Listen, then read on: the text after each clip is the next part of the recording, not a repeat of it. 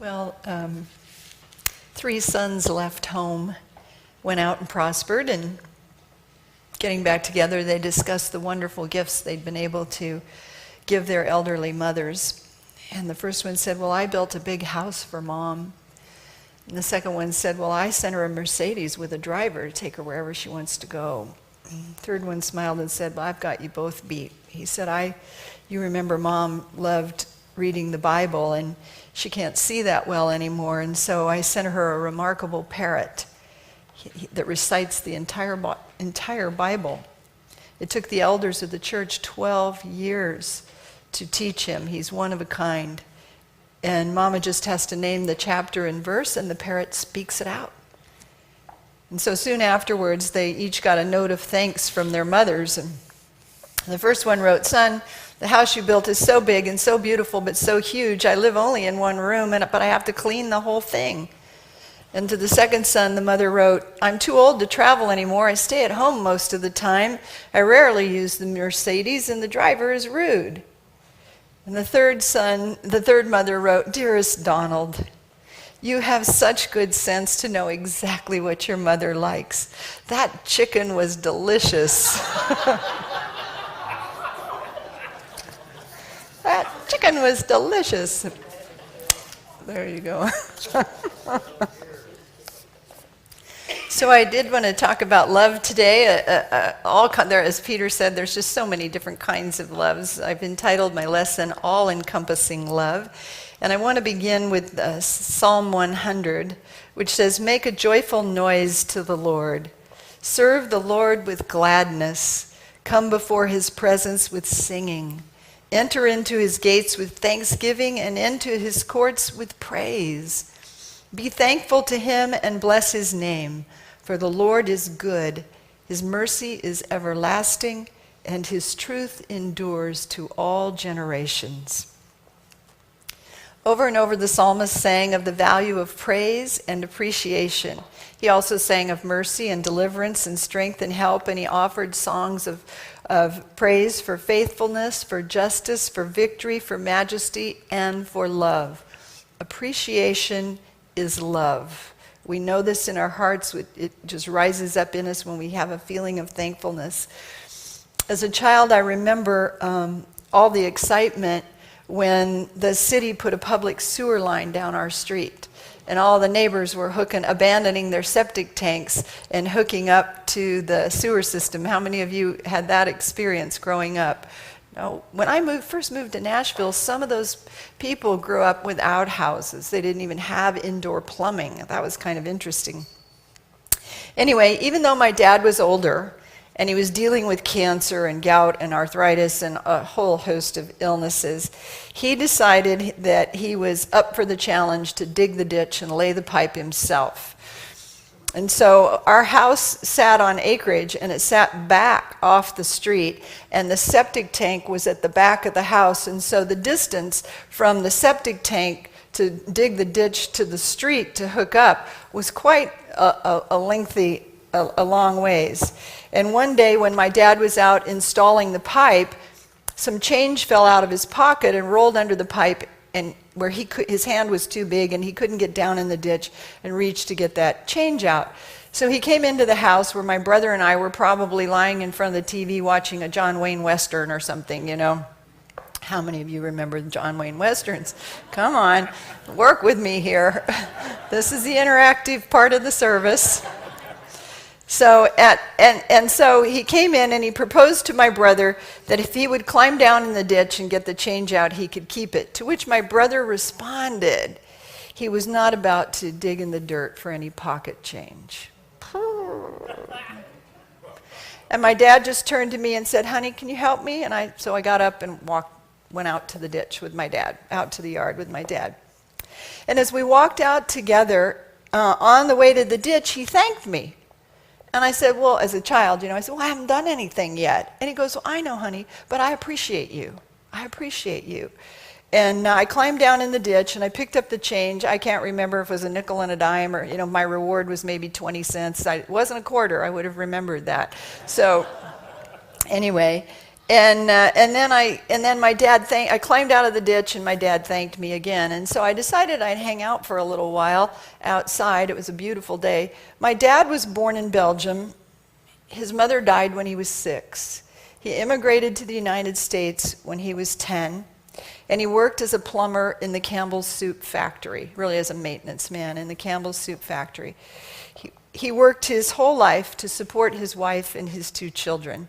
His big goals in life were to pay off his mortgage and own his car outright, and he achieved both of those goals. He was a simple man, and he didn't talk much. He had the old country work ethic, which taught him the value of hard work, family, respect for his possessions, respect for his money, and his health was just such that he couldn't get down in that ditch and retrieve that change. He didn't want the money for himself. He gladly offered it to my brother or to me, but he just couldn't pour a shovel full of dirt over that money in that ditch. It just wasn't in him to do that. And so in this small, unassuming event, I helped my dad, and he was grateful. But what both of us received that day was so much more than pocket change. Because you can still feel the energy. There are certain events that occur. There's another forgiveness event I was involved in, but you can still feel how palpable the energy is or was in that exchange. I can count on one hand the number of times my dad and I ended up alone together in some place where it was just the 2 of us, where we could visit. He had that European work ethic. The children are kind of over there. So it wasn't I wasn't a daddy's girl. And as I said, after I picked up the change out of the ditch, I climbed up and I sat down on the grass nearby, and I discovered that he'd been out there digging that ditch, and he felt kind of lonesome, or at least that's what I assessed. And for a man who didn't talk much, he told me everything about this new sewer line. How long it was, how long he'd been digging, how much longer it was till he had to complete it, how the angle had to be. He showed me the level, that has a little bubble in it, and how the bubble had to be level to make sure that the thing was steep enough so that the water would flow down and run out. He went on and on and on. In my presence, he was transformed. He was transformed from laborer, factory worker, immigrant, cancer patient, lonesome ditch digger, to father, provider, teacher, master plumber. They say a man lives his life for an audience of one, and that's the woman that he loves. It's also then his children. But that a man really has a focal point of one purpose. This innocent, unassuming event triggered thankfulness, and we found ourselves ushered into the kingdom of heaven, sitting out there on that grass that day, transported there by a father's love and appreciation. It was appreciation that opened up that field of possibility for us to sit together and just be in each other's presence, loving each other for who we were and who we are. The kingdom of heaven is entered with praise and thanksgiving. Enter into his gates with thanksgiving and into his courts with praise. Be thankful. So on this Valentine's week, do you look at your life and long for it to somehow be better or different? Because there's an important step that we can all take in order to have the life that we long to have. And that really is thankfulness. It really is appreciation. Establish a habit of giving thanks, because appreciation is love on steroids. Appreciation is love on steroids. You can say, thank you, God, for everything, and even the smallest things. I loved it when I snuggled down. Louise Hay always said this, too. When she snuggles down in her bed and wakes up in the morning, she's thankful for her bed and her covers and her great mattress and her pillow and all of that. You can give thanks for a wonderful meal. You can give thanks for time with your friends. You can give thanks for when you hear your favorite song on the radio. And like my dad, you don't want to wait to give thanks. You don't want to wait till your prayers are answered or till everything is perfect, because you're going to be waiting a long time. And as you give thanks, you actually accelerate the perfection in an experience, the perfection in a condition. Give thanks where you are in your current circumstances, because thankfulness is a spiritual enzyme. It has a mystical quality that allows it to move in the invisible realm, to adjust and bless. It mostly enriches and expands and blesses and brings increase. It does several things very well, really well. It releases a mystical something that brings increase. It builds up, expands, and constructs. It built up and expanded my relationship with my dad, didn't it? It built up and expanded his esteem for himself and who he was and how he was showing up in life. It converts spiritual essence into love. We were sitting there digging a ditch for a sewer line, and yet it was a marvelous, life-changing event for me, life-transforming event for both of us. Thankfulness brings deep connection and creates intimacy. Think about when someone compliments you, how if you can receive it, because some of us can't, you can't receive the compliment. But if you can let yourself receive the compliment, you sit up a little straighter, you put your shoulders back a little better. It creates connection, it creates intimacy. Appreciation is love on steroids. Mr. Fillmore said, "It's easy to give thanks for what we have already received, but it's not so easy to give thanks for what we hope to receive. Giving thanks in advance sets up an expectation. It creates a receptacle of possibility." Don't you love that? It creates a receptacle of possibility. It really creates hope, doesn't it? I'm so thankful that this is coming my way. I'm so thankful. It's my greatest hope that. I'm so thankful that. It creates that field of possibility, and then Spirit can go to work to construct and expand and enrich whatever it is this condition is that you're blessing and thinking about. When we give thanks in advance, Mr. Fillmore says, we go beyond doubt into an assumption that something good is going to happen, right?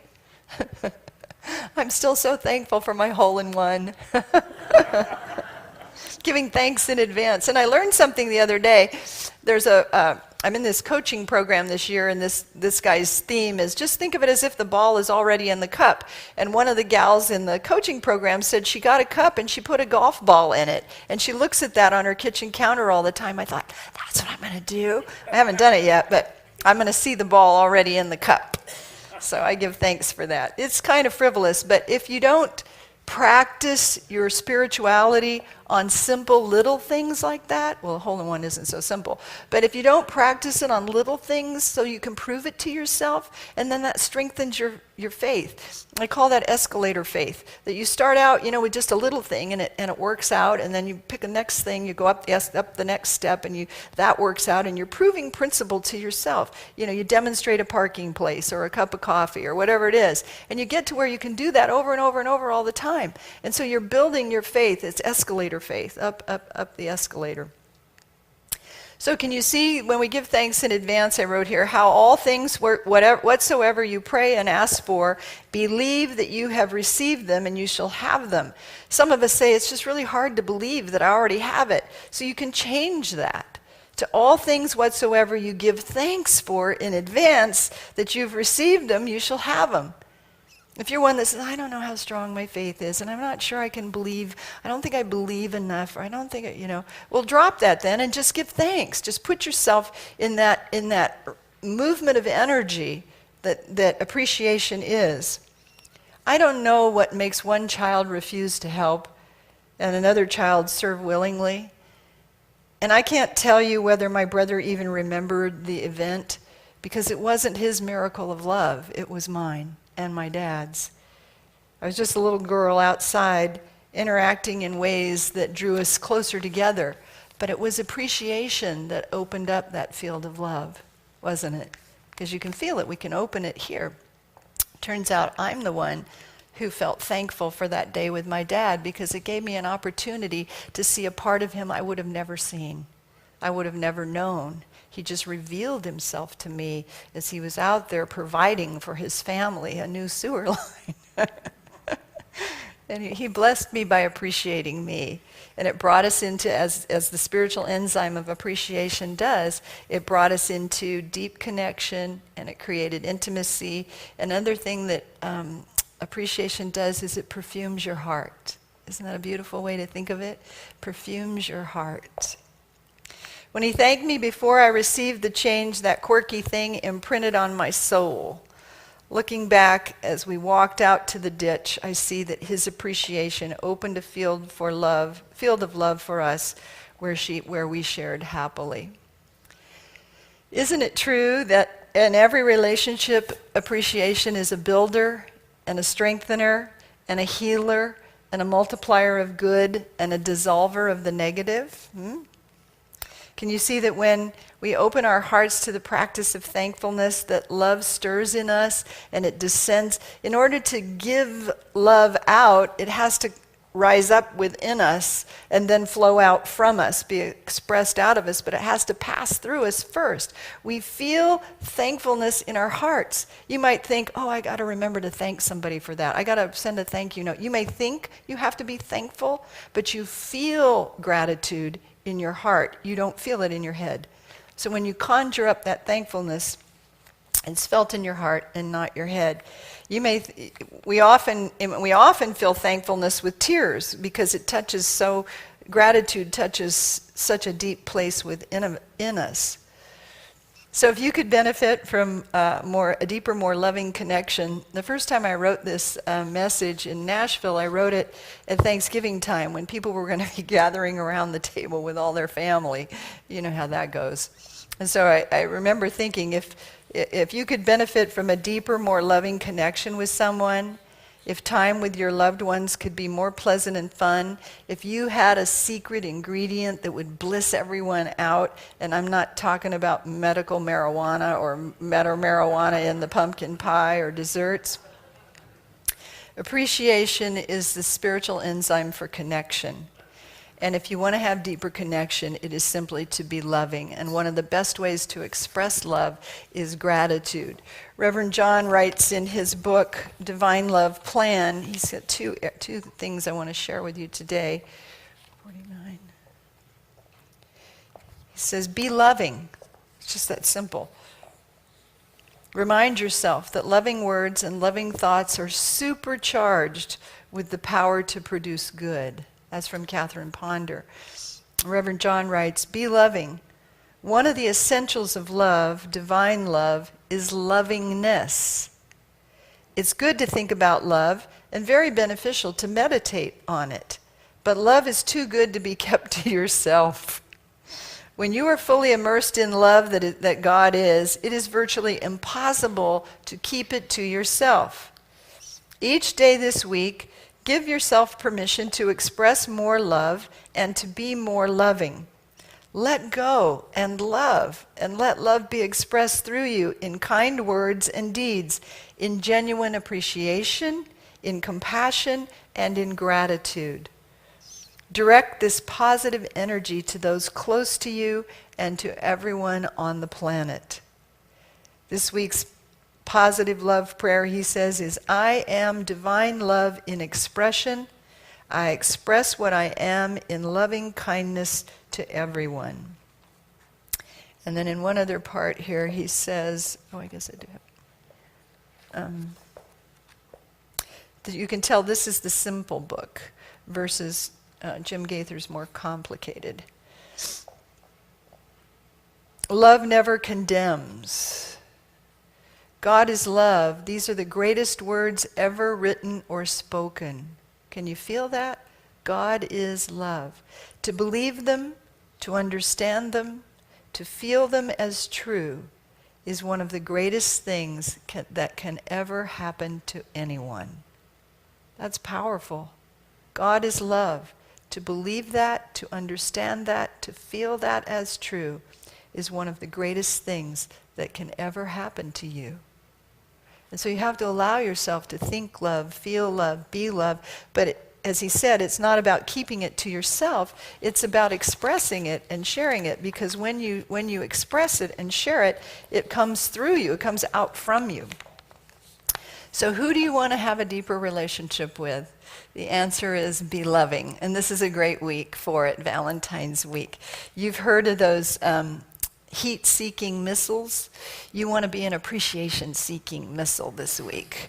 Find even the tiniest things to appreciate. You know, if your partner knows that you like 2 tablespoons of cream in your coffee and brings it into you or makes it that way, mixes it that way for you, thank them and appreciate that. It's the little things. If somebody unloads the dishwasher or Peter's been making dinner for his wife all week because she had surgery on one hand, and so he's had dinner on the table at 6 o'clock every night, you know, you have to appreciate that. Or unload the dishwasher, or park the car over far enough in the driveway or the garage so that the other person can get their car by and get out easily. Just, I love how you do that for me. And then the next time that they do that thing, whatever it is, make your coffee, unload your dishwasher, they're going to remember. It's going to rekindle that feeling of love. Just like today you could feel my experience sitting out on the grass with my dad putting in the sewer line, this person is going to remember those words of appreciation and love.